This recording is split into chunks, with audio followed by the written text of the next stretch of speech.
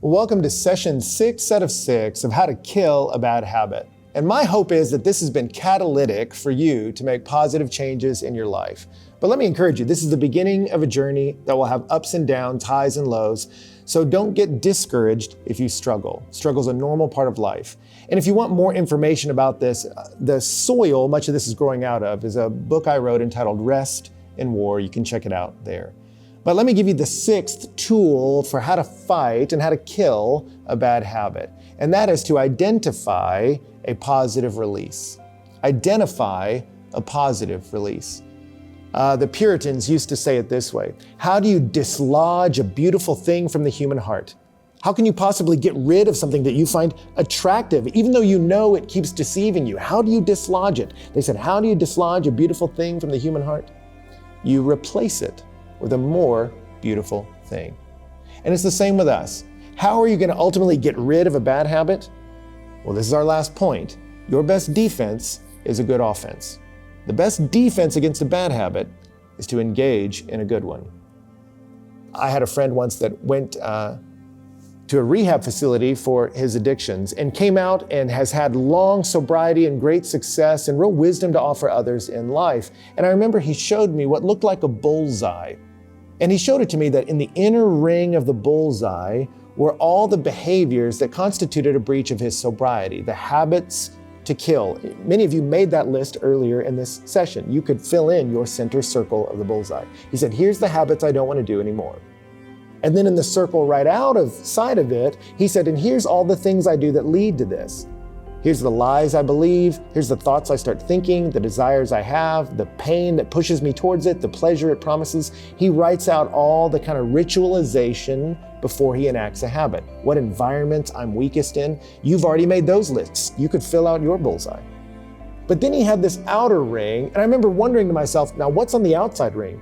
Is it the things I do before the things I do to do the thing I do? Like what are those? And he said, no, the outer ring is the things I just do for fun, that bring me joy with no sorrow to it. And so he challenged me to make my own bullseye, and I knew the behaviors I wanted to stop. And I knew the environments and the thoughts and the things that could trigger that activity. But then I remember when I tried to fill out that outside ring, I was stumped. I think I wrote, read books. And I remember he looked at me and he said, hey man, I don't even want to talk about these inner 2 rings. He said, I want you to see how pathetic your outer ring is. You don't even know what you like. And he said, so focus your attention there, because the best defense is a good offense. Find a positive release, because the human machine will seek pleasure.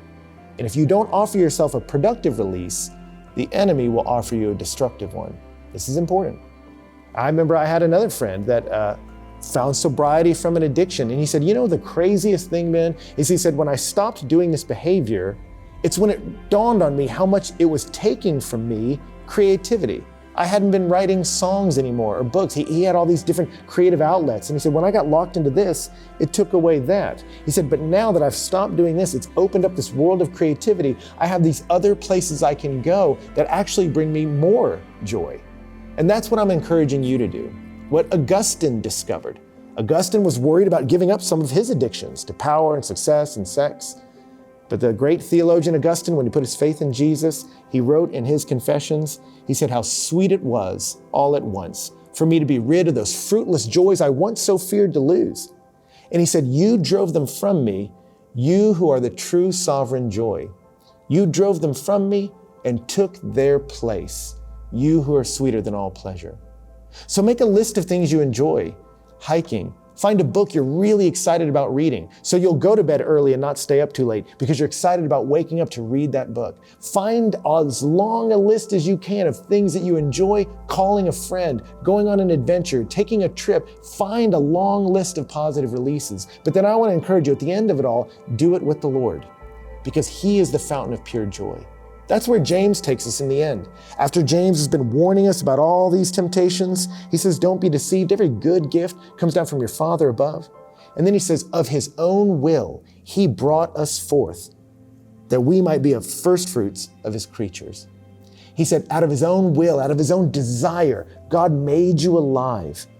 If you put your faith in Jesus Christ, the Bible talks about it as a new birth. That God is like a joyful dad bringing you into his family because he delighted to, that you and I might be the first fruits of his redeeming of creation.